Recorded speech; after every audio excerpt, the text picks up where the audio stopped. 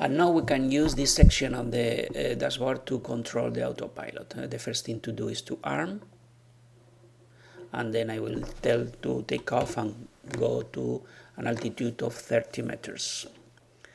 So you can see that the simulator is taking off. It will reach the 30 meters of altitude. Now I can get the altitude, the heading, I can get the position, and I can ask to go to a given position. For instance, this position, this latitude and this longitude. Go. And the drone will go there into that new position, and then I can return to launch.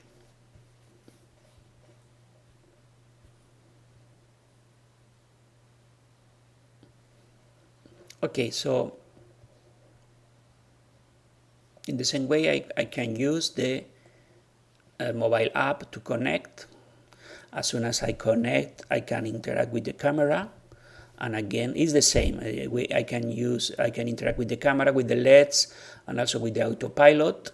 And you can test to arm the drone, to get altitude, get heading, take off, go to position, get position, and return to launch. Are the same functionalities, but in this mobile app or the camera, I can take a picture,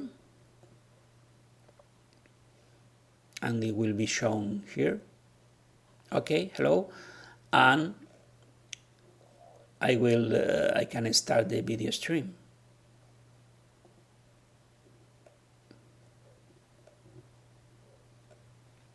Hello.